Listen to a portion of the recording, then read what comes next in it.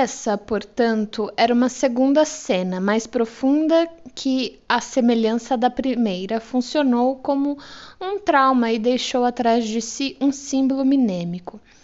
Mas aqui essa cena deverá sua eficácia? Qual das duas cenas foi a primeira? Perguntei. Essa ou a do pudim? A cena que acabo de lhe contar foi a primeira, com uma diferença de quase 2 meses. Então, por que você sentiu essa punhalada quando o pai das crianças deteve o velho? A reprimenda dele não visava a você. Não foi certo da parte dele gritar com o senhor idoso, que era um bom amigo, e, ainda por cima, um convidado. Ele poderia ter dito aquilo com delicadeza. Então, foi só a violência com que ele se expressou que magoou você? Você se sentiu constrangida?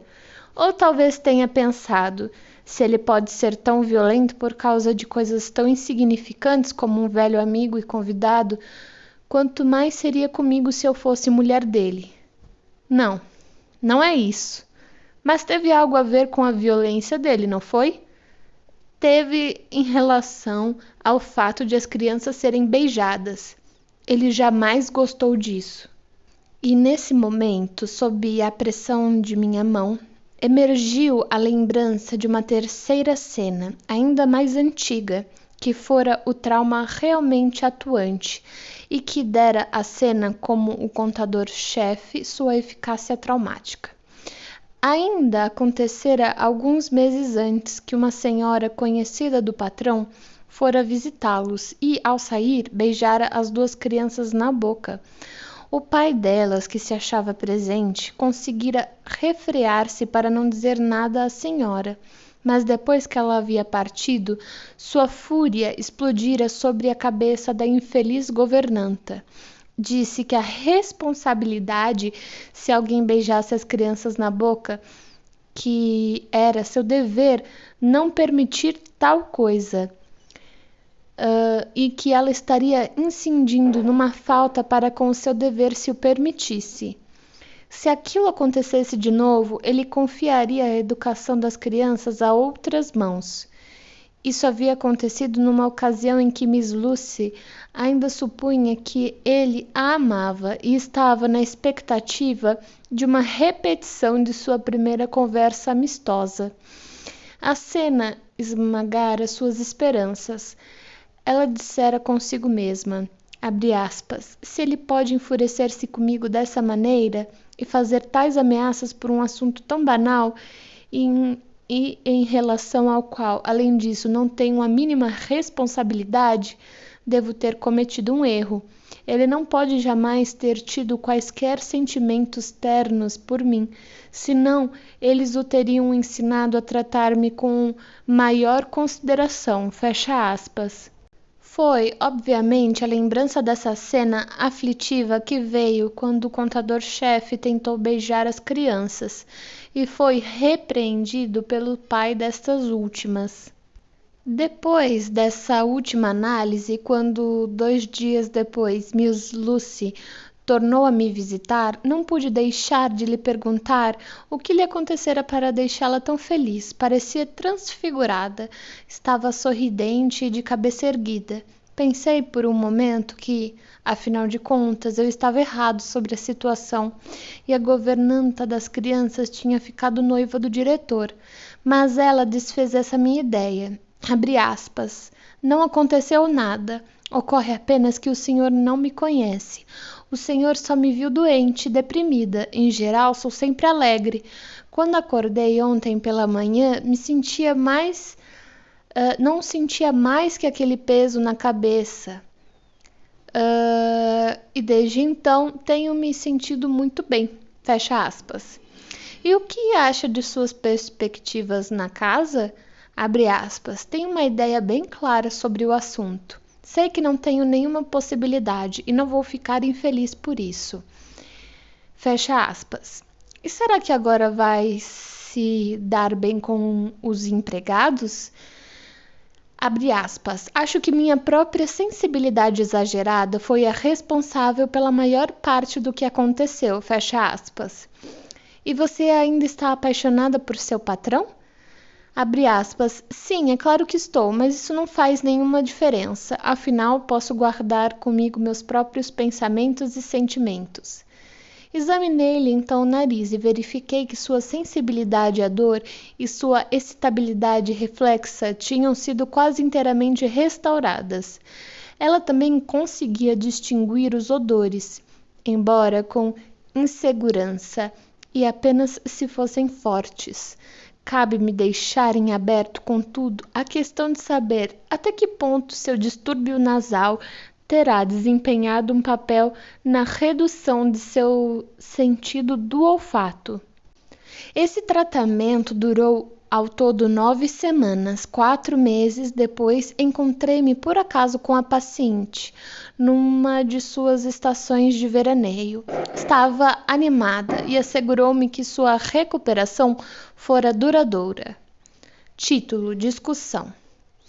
Não estou inclinado a subestimar a importância do caso que acabo de descrever, muito embora a paciente só estivesse sofrendo de uma histeria leve e benigna, e houvesse apenas poucos sintomas em jogo. Pelo contrário, parece-me um fato instrutivo que mesmo uma doença como essa, tão improdutiva quando encarada como uma neurose, exigisse tantos determinantes psíquicos. Na realidade, quando considero esse caso clínico mais detidamente, fico tentado a vê-lo como um modelo exemplar de um tipo peculiar de histeria, ou seja, a forma dessa moléstia que pode ser contraída mesmo por uma pessoa de boa hereditariedade como resultado de experiências apropriadas. Deve-se compreender que não me refiro com isso a uma histeria independente de qualquer predisposição já existente. É provável que tal histeria não exista, mas só reconhecemos uma predisposição dessa natureza numa pessoa depois que ela se torna de fato histérica, pois, antes disso, não há provas de sua existência. A predisposição neuropática, tal como genericamente compreendida, é diferente. Já está marcada antes da instalação da doença, pelo quantum da contaminação hereditária do sujeito ou pela soma de suas anormalidades psíquicas individuais. Até onde vão minhas informações, não havia em Miss Lucy R. nenhum traço de qualquer desses fatores. Sua histeria, portanto, pode ser descrita como adquirida e não pressupôs nada além da posse do que é provavelmente uma tendência muito difundida. A tendência para adquirir a histeria ainda não temos quase nenhuma ideia de quais possam ser as características dessa tendência. Nos casos dessa espécie, contudo, a ênfase principal recai na natureza do trauma, embora, é claro, considerada em conjunto com as reações do sujeito ao mesmo. Para a aquisição da histeria, vem a ser uma sine qua non o desenvolvimento de uma incompatibilidade entre o ego e alguma ideia a ele apresentada. Espero ter a possibilidade de indicar em outro texto como diferentes perturbações neuróticas emergem dos diversos métodos adotados pelo ego para escapar a essa incompatibilidade. Um método histérico de defesa para o qual, como vimos, é necessário a posse de uma tendência específica, reside na conversão da excitação em uma inervação somática.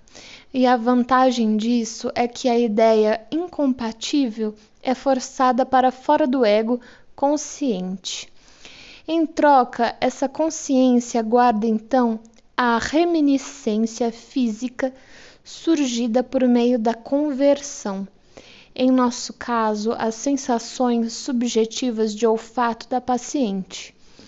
E sofre por causa do afeto que se acha de forma mais ou menos clara ligado precisamente àquela reminiscência.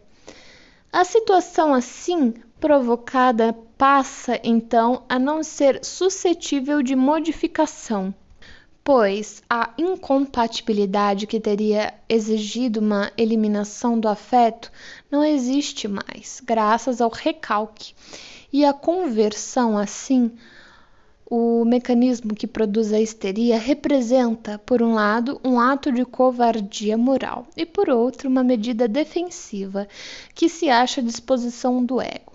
Com bastante frequência, temos de admitir que rechaçar as excitações crescentes, provocando a histeria, é, nessas circunstâncias, a coisa mais conveniente a fazer, com maior frequência. Naturalmente, temos que concluir que uma dose maior de coragem moral teria sido vantajosa para a pessoa em causa. O momento traumático real, portanto, é aquele em que a incompatibilidade se impõe sobre o ego e em que este último decide repudiar a ideia incompatível. Essa ideia não é aniquilada por tal repúdio, mas apenas recalcada para o inconsciente. Quando esse processo ocorre pela primeira vez, passa a existir um núcleo e centro de cristalização para a formação de um grupo psíquico divorciado do ego, um grupo em torno do qual tudo o que implicaria uma aceitação da ideia incompatível passa então a se reunir. A divisão da consciência nesses casos de histeria adquirida é, portanto, deliberada e intencional, pelo menos. É muitas vezes introduzida por um ato de volição, pois o resultado real é um pouco diferente do que o indivíduo pretendia.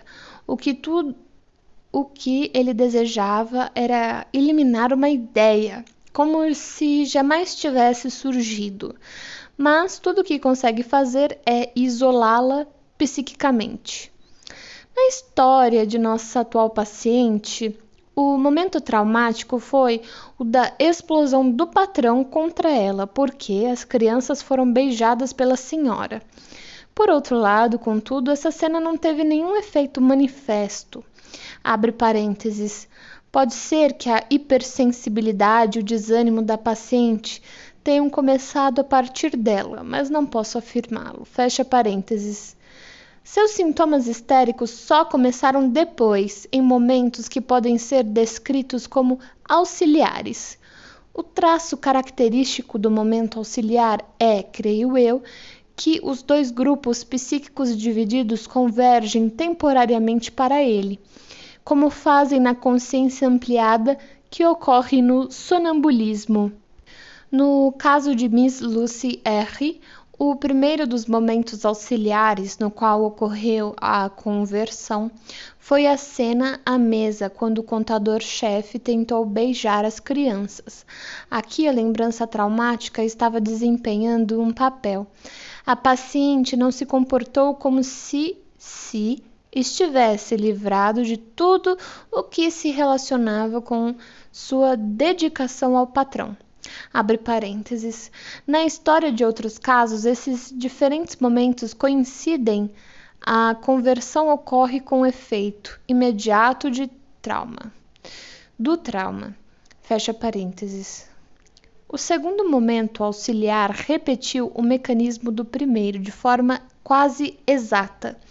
Uma impressão poderosa reagrupou temporariamente a consciência da paciente e a conversão mais uma vez seguiu a trilha que se abrira na primeira ocasião. É interessante notar que o segundo sintoma a se desenvolver camuflou o primeiro, de modo que este só foi percebido com clareza quando o segundo foi retirado do caminho. Também me parece que vale a pena fazer uma observação sobre o curso inverso que teve de ser seguido, também pela análise. Tive a mesma experiência num grande número de casos. Os sintomas surgidos posteriormente camuflaram os primeiros, e a chave de toda a situação estava apenas no último sintoma a ser alcançado pela paciente. O processo terapêutico, nesse caso, constituiu em compelir o grupo psíquico que fora dividido a se reunir mais uma vez com a consciência do ego.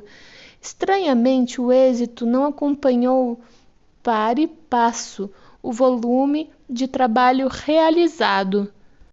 Foi só quando a última tarefa foi concluída que de repente ocorreu a recuperação.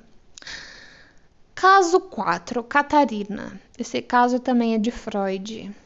Nas férias de verão do ano de 1800, e aí tem 2 pontinhos, fiz uma excursão ao Rohe, H-O-H-E, Tauern, T-A-U-E-R-N, para que, por algum tempo, pudesse esquecer a medicina e, mais particularmente, as neuroses.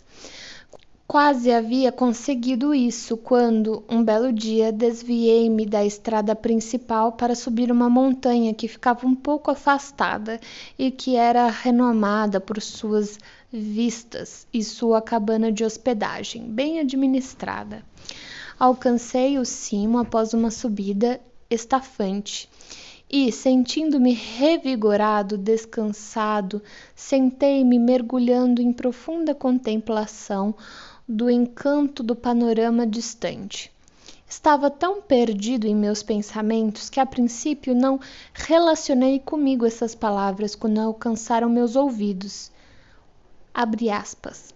O senhor é médico? Fecha aspas. Mas a pergunta fora endereçada a mim, e pela moça de expressão muito amuada, e talvez 18 anos de idade, que me servira a refeição e a qual a proprietária se dirigia pelo nome de Catarina. A julgar por seus trajes e seu porte, não podia ser uma empregada, mas era sem dúvida filha ou parente da hospedeira. Voltando a mim, respondi: sim, sou médico, mas como você soube disso? O senhor escreveu seu nome no livro de visitantes e pensei que, se o senhor pudesse dispor de alguns momentos... A verdade, senhor, é que meus nervos estão tão ruins. Fui ver um médico em L por causa deles e ele me receitou alguma coisa, mas ainda não estou boa. Assim, lá estava eu novamente, às voltas com a neurose, pois nada mais poderia haver de errado com aquela moça de constituição forte, sólida e de aparência tristonha. Fiquei interessado ao constatar que as neuroses podiam florescer assim, a uma altitude superior a 2.000 metros. Portanto, fiz-lhe outras perguntas. Relato a conversa que se seguiu entre nós tal como ficou gravada em minha memória, e não alterei o dialeto da paciente. Bem, e de que é que você sofre? Sinto muita falta de ar, nem sempre, mas às vezes ela me apanha de tal forma que acho que vou ficar sufocada. Isso não pareceu à primeira vista um sintoma nervoso, mas logo me ocorreu que provavelmente era apenas uma descrição representando uma crise de angústia. Ela estava destacando a falta de ar do complexo de sensações que decorrem da angústia e atribuindo uma importância indevida a este fator isolado. Sente-se aqui. Como são as coisas quando você fica sem ar? Acontece de repente. Antes de tudo, parece que há alguma coisa pressionando meus olhos. Minha cabeça fica muito pesada, há um zumbido horrível e fico tão tonta que quase chego a cair. Então alguma coisa me esmaga o peito a tal ponto que quase não consigo respirar. E não nota nada na garganta? Minha garganta fica apertada como se eu fosse sufocar. Acontece mais alguma coisa na cabeça? Sim, umas marteladas, o bastante para fazê-las explodir. E não se sente nem um pouco assustada quando isso acontece? Sempre acho que vou morrer. Em geral, sou corajosa e ando sozinha por toda parte, desde o porão até a montanha inteira. Mas, no dia em que isso acontece, não ouso ir a parte alguma. Fico o tempo todo achando que há alguém atrás de mim que vai me agarrar de repente. Portanto, era de fato uma crise de angústia, introduzida pelos sinais de uma aura histérica. Ou, mais corretamente, era um ataque histérico, cujo conteúdo era a angústia. Mas não seria provável que houvesse também outro conteúdo? Quando você tem uma dessas crises, pensa em alguma coisa e sempre a mesma coisa? Ou vê alguma coisa diante de você? Sim, sempre vejo um rosto medonho que me olha de uma maneira terrível, de modo que fico assustada. Talvez isso pudesse oferecer um meio rápido de chegarmos ao cerne da questão. Você conhece o rosto? Quer dizer, é um rosto que realmente já viu alguma vez? Não. Sabe de onde vêm as suas crises? Não. Quando as teve pela primeira vez? Há 2 anos, quando ainda morava na outra montanha com minha tia. Ela dirigia uma cabana de hospedagem e nós nos mudamos para cá há 18 meses, mas ela continua a acontecer. Deveria eu fazer uma tentativa de análise? Não podia aventurar-me a transplantar a hipnose para essas altitudes, mas talvez tivesse sucesso como uma simples conversa.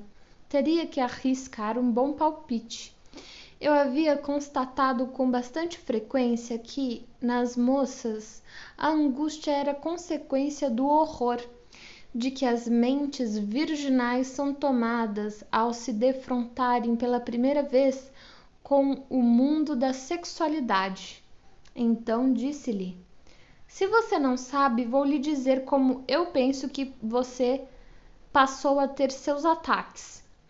Nessa ocasião, há 2 anos, você deve ter visto ou ouvido algo que muito a constrangeu e que teria preferido muitíssimo não ver. Céus, é isso mesmo, respondeu.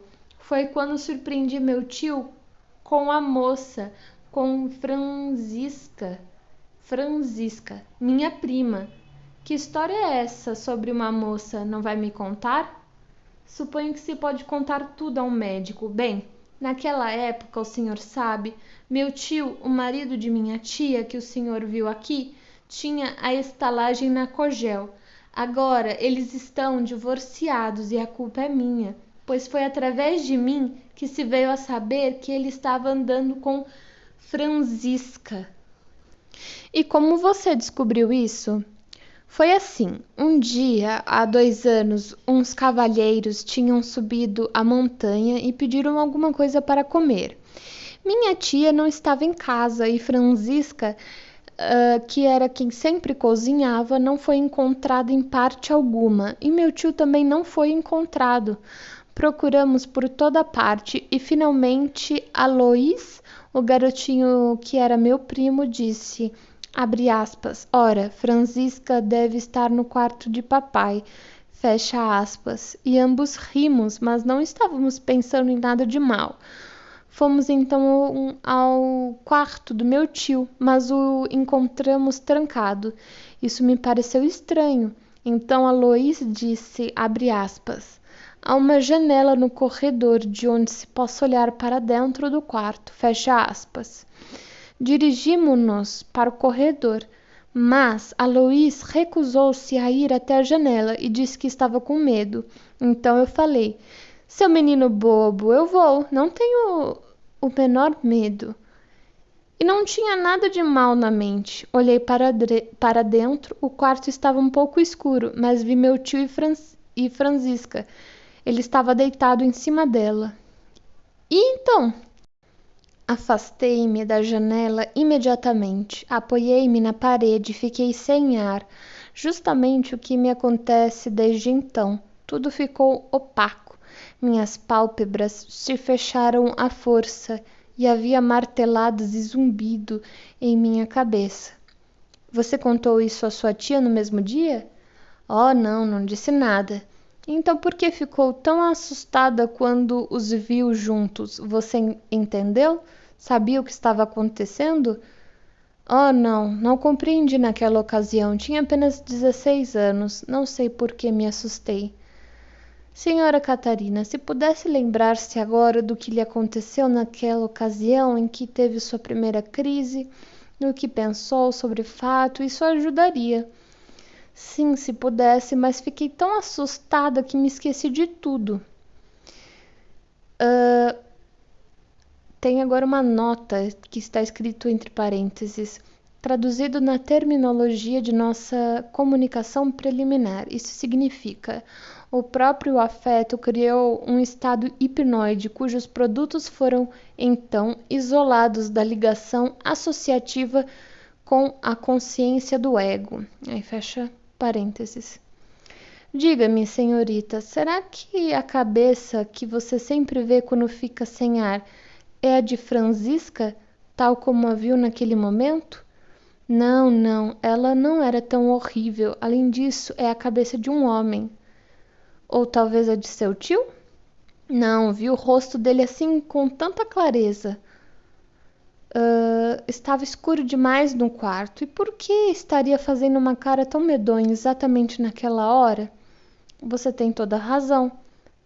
Abre parênteses, o caminho de repente pareceu bloqueado, talvez algo pudesse surgir no restante da história, fecha parênteses. E o que aconteceu depois? Bem, os dois devem ter ouvido algum ruído, porque saíram logo em seguida. Senti-me muito mal o tempo todo, ficava sempre pensando naquilo. Então, 2 dias depois, era domingo. Havia muito o que fazer e trabalhei o dia inteiro. E na manhã de segunda-feira tornei a me sentir tonta e caí doente. Fiquei acamada por 3 dias seguidos.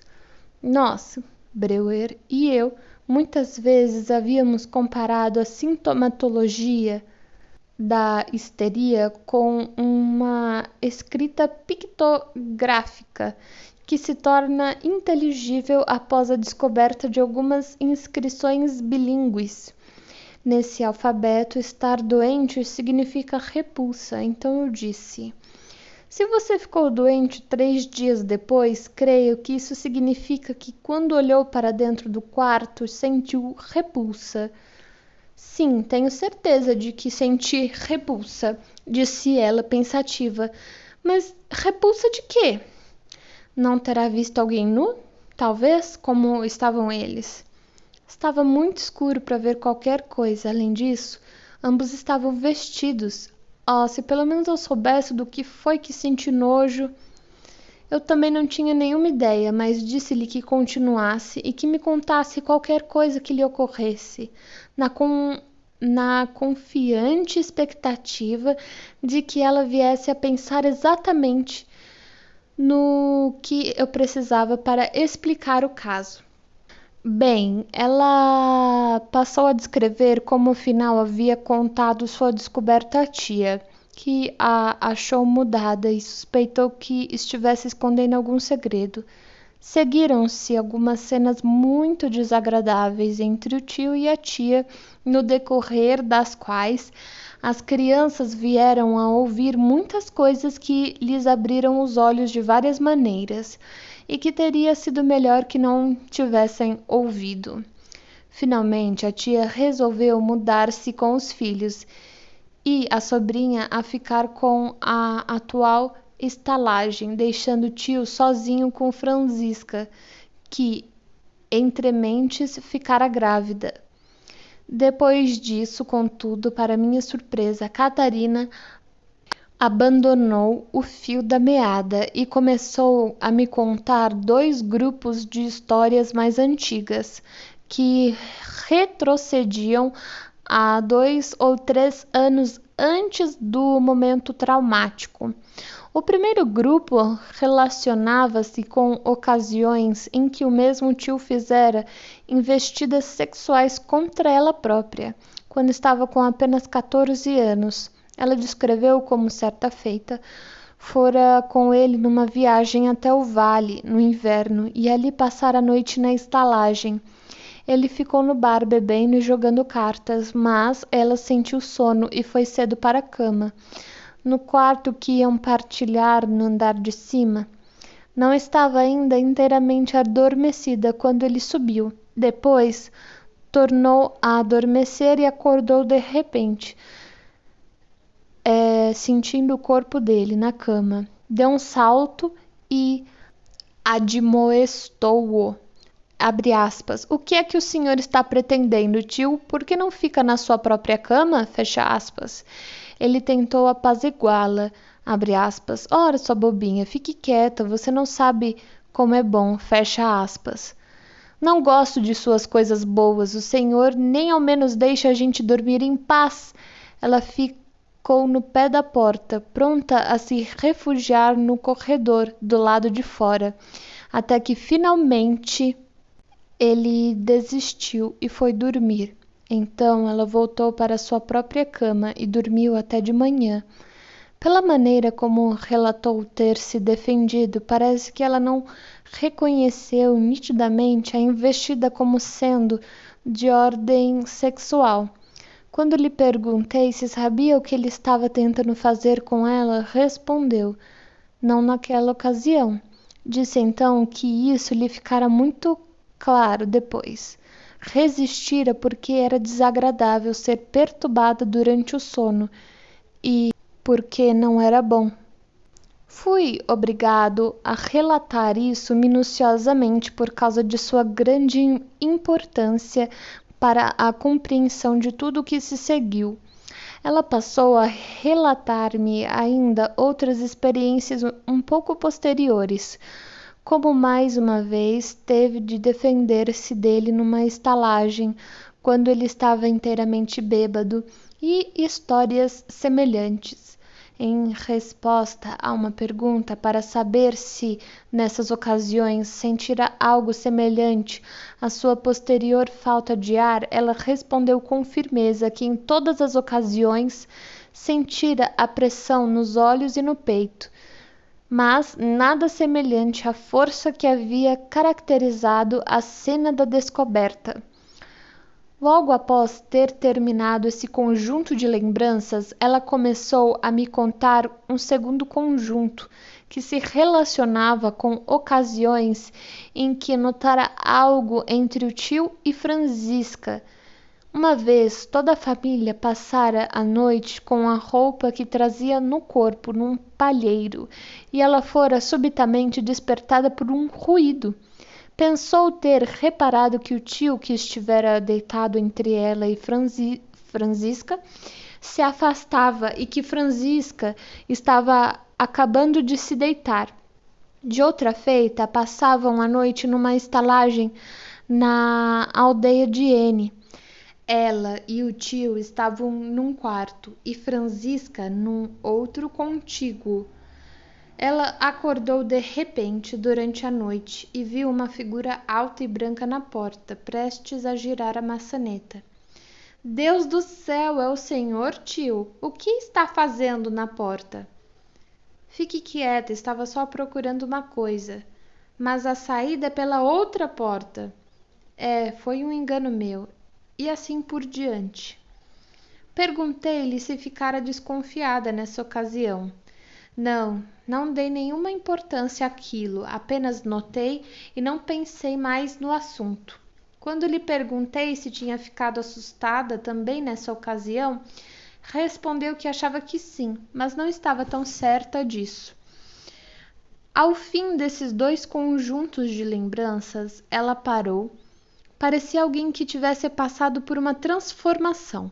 O rosto amuado e infeliz ficara animado, os olhos brilhavam, sentia-se leve e exultante. Entre mentes, a compreensão de seu caso tornara-se clara para mim.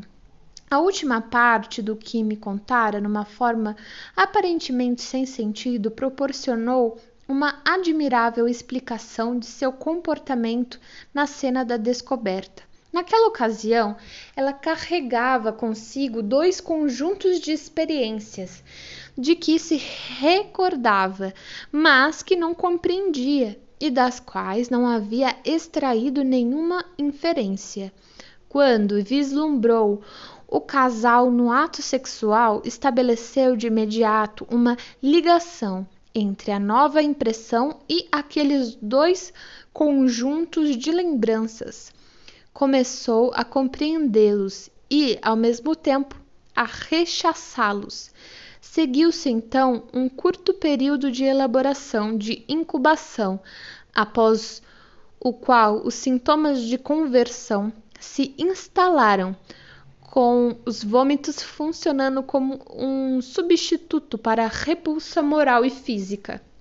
Isso solucionou o enigma.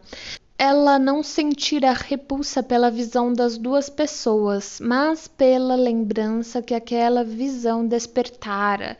E levando tudo em conta, ela só poderia ser a lembrança da investida contra ela na noite em que sentira o corpo do tio. Assim, quando ela terminou sua confissão, eu lhe disse: sei agora o que foi que você pensou ao olhar para dentro do quarto. Abre aspas. Agora ele está fazendo com ela o que queria fazer comigo naquela noite e nas outras vezes.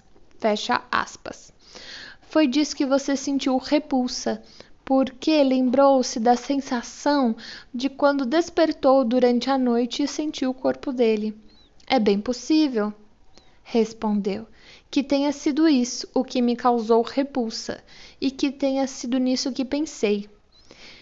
Diga-me só mais uma coisa, você agora é uma moça crescida e sabe de toda espécie de coisas. Sim, agora eu sou. Diga-me apenas uma coisa, qual foi a parte do corpo dele que você sentiu naquela noite? Mas ela não me deu mais nenhuma resposta definida, sorriu de maneira constrangida, como se tivesse sido apanhada, como alguém que é obrigado a admitir que se atingiu uma posição fundamental na qual não resta mais muita coisa a dizer. Pude imaginar qual fora a sensação tátil que ela depois aprendera a interpretar. Sua expressão facial parecia dizer que ela achava que eu tinha razão em minha conjectura. Mas não pude ir além e, de qualquer modo, fiquei-lhe grato por me haver tornado muito mais fácil conversar com ela do que com as senhoras púdicas da minha clínica na cidade, que consideram vergonhoso tudo o que é natural. Assim o caso ficou esclarecido, mas esperemos um momento. O que dizer da alucinação periódica da cabeça que surgia durante suas crises e lhe infundia terror? De onde provinha? Perguntei-lhe então sobre isso, e como se seu conhecimento também tivesse sido ampliado por nossa conversa, ela respondeu prontamente: sim, agora eu sei, a cabeça é a do meu tio. Agora a reconheço, mas não daquela época. Mais tarde, quando todas as brigas tinham irrompido, meu tio deu vazão a uma cólera absurda contra mim. Vivia dizendo que era tudo culpa minha, se eu não tivesse dado com a língua nos dentes. Aquilo nunca teria redundado em divórcio. Ele vivia ameaçando fazer alguma coisa contra mim, e quando me avistava à distância, seu rosto se transfigurava de ódio, e ele partia para cima de mim com a mão levantada. Eu sempre fugia dele e sempre ficava apavorada com a ideia de que um dia ele me pegasse desprevenida. O rosto que sempre vejo agora é o dele, quando ficava furioso. Esses dados me fizeram recordar que seu primeiro sintoma histérico, o vômito, havia passado. A crise de angústia permanecera e adquirira um novo conteúdo. Por conseguinte, estávamos lidando com uma histeria que fora abreagida num grau considerável. E, de fato, ela havia informado a tia de sua descoberta pouco depois do acontecimento. Você contou à sua tia as outras histórias sobre as investidas que ele fez contra você? Contei. Não imediatamente, mas depois, quando já se falava em divórcio. Minha tia disse: Vamos aguardar, vamos guardar isso de reserva. Se ele criar caso no tribunal, contaremos isso também. Posso compreender muito bem que tenha sido precisamente esse último período, quando ocorreram cenas cada vez mais agitadas na casa e quando o estado da própria paciente deixou de interessar a tia, que estava inteiramente absorta na disputa, que tenha sido esse período de acúmulo e retenção que lhe tenha deixado o legado do símbolo minêmico do rosto alucinado. Espero que essa moça, cuja sensibilidade sexual fora afetada numa idade tão precoce, tenha tirado algum benefício de nossa conversa. E desde então não voltei a vê-la.